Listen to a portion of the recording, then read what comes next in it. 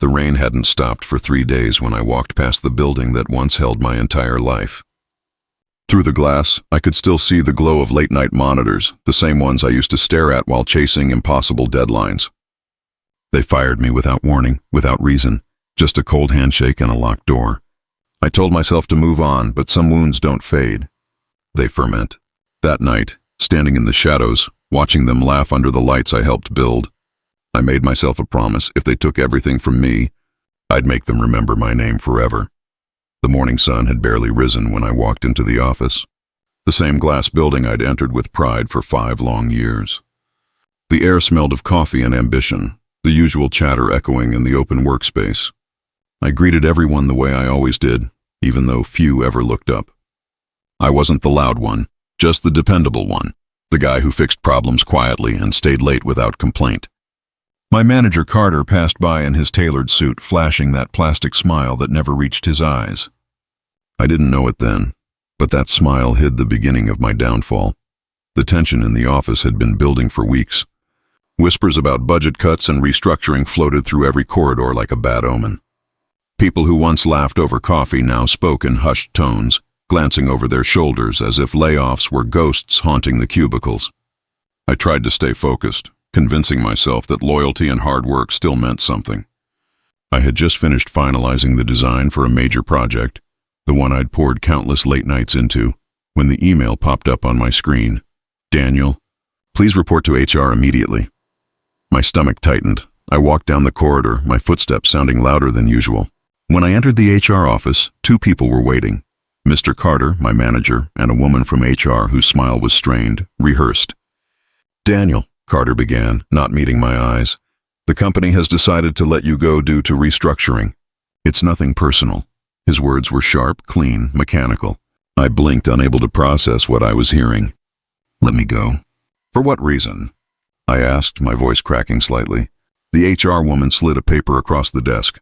"Already signed, already final." "You'll receive a month's severance," she said softly, like she was reciting a line she'd practiced. When I left that room, everything felt muffled, the tapping keyboards, the faint hum of printers, the way no one looked up as I packed my things. My hands trembled as I placed my mug, the one that said "Best Team Player," into the box. Carter walked by once, eyes avoiding mine, pretending to scroll through his phone. Outside, the air was colder than it should have been. I stood there on the sidewalk, clutching my box of memories, realizing that in a world where I'd given everything, I had just been erased without reason. The days after losing my job blurred together. Empty mornings, silent afternoons, and long nights staring at the ceiling, replaying every meeting, every word Carter had said. At first I blamed myself. Maybe I wasn't good enough. Maybe I'd missed something. But that illusion shattered when I got a message from Mia, a former colleague. "Daniel, you should see this," she wrote, followed by an attachment. My heart pounded as I opened the file. It was a presentation, the one I had created from scratch. My design, my code, my research. Except the presenter's name on the first slide wasn't mine. It was Carter's. For a long moment I just stared at the screen, unable to breathe. He had stolen everything. The project that kept me awake for weeks. The one that could have earned me a promotion. And now he was being praised for it. I could almost hear his smug voice in the boardroom, presenting my work like it was his masterpiece. The betrayal hit me harder than the firing itself. I felt humiliated, stripped bare of every ounce of dignity. The company hadn't just fired me. They'd erased me, replaced me with the man who'd buried the knife in my back. That night, as rain tapped against the window, I sat in the dark with my laptop glowing faintly in front of me. I scrolled through old files, emails, and server notes, tiny fragments of my time there, but together they painted a story no one else knew. I realized something then. I hadn't lost everything.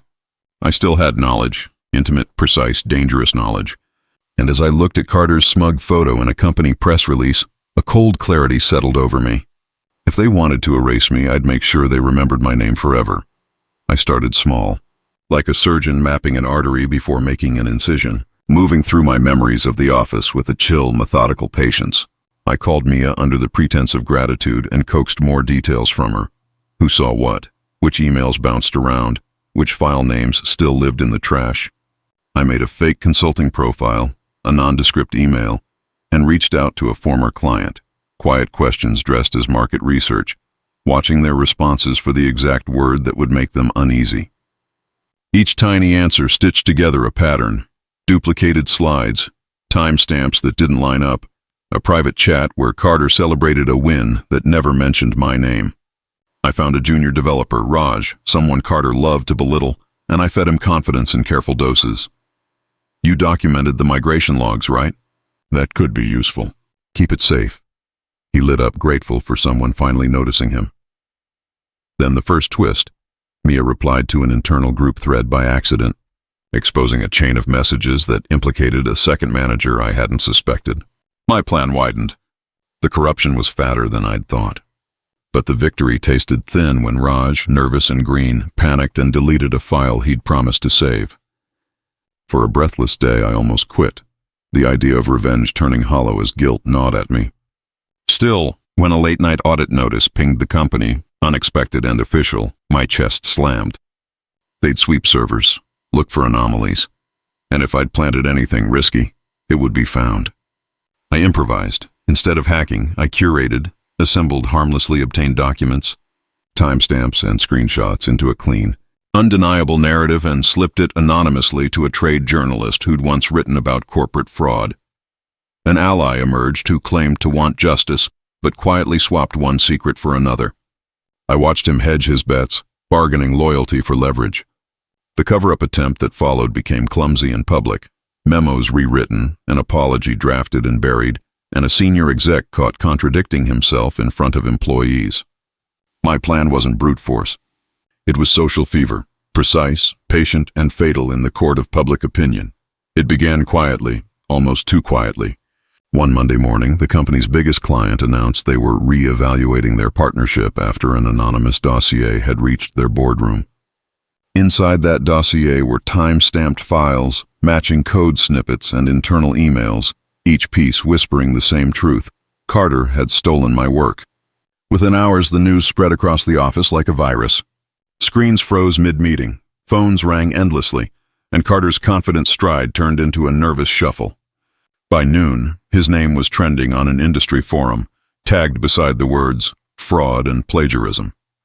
I watched it unfold from a small cafe across the street, my laptop open, coffee untouched. Through the window, I could see them scrambling, executives rushing between glass-walled rooms, HR clutching folders, and Carter pacing like a man whose world was crumbling. My phone buzzed with a message from Mia. Daniel? Did you do this? I stared at the screen for a long second, then typed back. They did it to themselves. That evening, a statement from the company appeared online, vague and defensive, trying to spin the scandal as a miscommunication, but it was too late. Screenshots had already gone viral. Employees began speaking out, one after another, confirming what had been buried for years. Within a week, Carter was suspended pending investigation.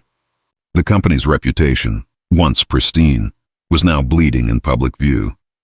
As I stood outside the building one last time, the sunset glinting off its mirrored windows, I felt no triumph, only a strange, cold calm. Revenge hadn't brought back what I'd lost, but it had balanced the scales. The man who erased me was now the one being erased, and for the first time in months, I finally walked away, not as the victim they discarded, but as the ghost they could never forget. The storm had passed, leaving behind the wreckage of everything that once defined me. Carter's name vanished from company headlines, replaced by silence, while I rebuilt my life piece by piece, far from the city that buried me. Some nights, I still saw his face on that day, the disbelief, the fear, and felt a flicker of pity before it faded. Revenge hadn't healed me, but it had freed me. Justice, I realized, isn't always noble. Sometimes it's just survival with fire in your veins. And as I walked into the rising dawn, I knew they'd never forget the man they tried to erase.